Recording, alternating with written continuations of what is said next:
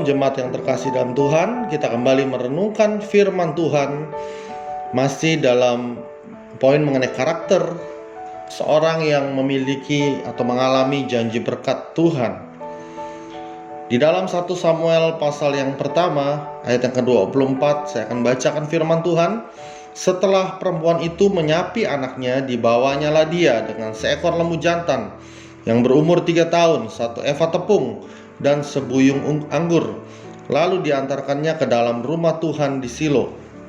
Waktu itu masih kecil betul kanak-kanak itu. Setelah mereka menyembelih lembu, mereka mengantarkan kanak-kanak itu kepada Eli. Lalu kata perempuan itu, "Mohon bicara tuanku, demi tuanku hidup. Akulah perempuan yang dahulu berdiri di sini dekat tuanku untuk berdoa kepada Tuhan untuk mendapat anak. Inilah aku berdoa, dan Tuhan telah memberikan kepadaku apa yang kuminta daripadanya. Maka aku pun menyerahkannya kepada Tuhan seumur hidup. Terserahlah ia kiranya kepada Tuhan." Lalu sujudlah mereka di sana menyembah kepada Tuhan. Bapak Ibu Saudara sekalian di dalam Tuhan, janji Tuhan adalah janji yang selalu nyata dalam hidup kita. Seringkali kita mengalami situasi yang sulit, situasi yang menekan, sama seperti yang dialami oleh wanita di bagian ayat ini, yaitu Hana, di mana dia menjadi seorang wanita yang mandul dan tidak memiliki anak. Dan dia terus mengalami tekanan di dalam hidupnya karena dia selalu dihina oleh madunya, dan dia selalu mendapatkan tekanan secara mental, secara sosial.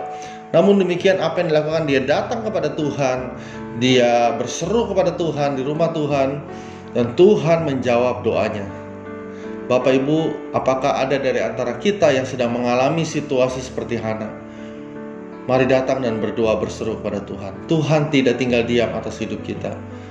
Janji Tuhan itu nyata bagi kita. Dia sudah menjanjikan berkat bagi hidup kita. Jadi dia tidak mungkin membiarkan kita. Tuhan tidak pernah mempermalukan umatnya, tapi Tuhan mau membawa kita dalam sukacita yang luar biasa. Oleh karena itu Bapak Ibu Saudara sekalian, mari kita terus berdoa kepada Tuhan. Namun demikian, yang saya mau soroti di bagian ini adalah bagaimana sikap dia setelah dia menerima berkat Tuhan. Dia bernasar bahwa waktu dia akan mendapatkan seorang anak, dia akan persembahkan itu, akan bawa itu di hadapan Tuhan.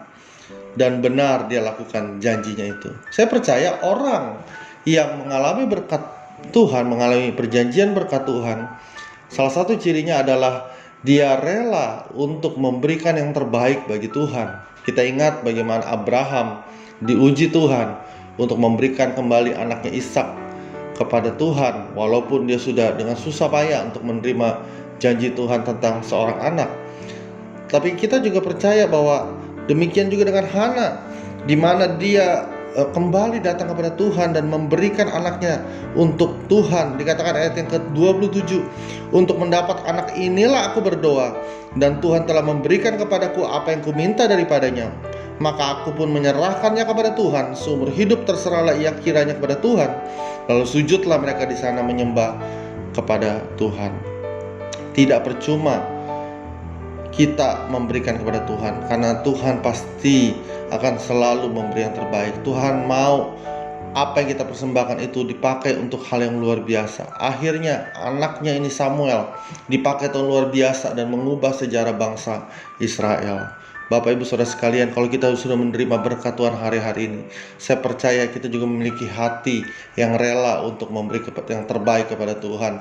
Kita mau seluruh hidup kita adalah milik Tuhan. Semua berkat yang luar biasa kita terima adalah milik Tuhan. Dan saya percaya Tuhan tidak curang, Tuhan tidak tinggal diam. Sama seperti Hana, akhirnya dia mendapatkan kembali beberapa orang anak yang sungguh membawa sukacita dalam kehidupannya. Dan Tuhan juga pasti akan memberkati kembali hidup kita. Tuhan mau melihat hati kita atau menguji hati kita, apakah kita mengasihi Dia dengan semua berkat yang Dia berikan kepada kita. Mari kita terus maju dalam Tuhan, memiliki karakter ilahi dalam hidup kita, maka pasti berkat Tuhan akan terus mengalir di dalam kehidupan umatnya. Amin. Shalom.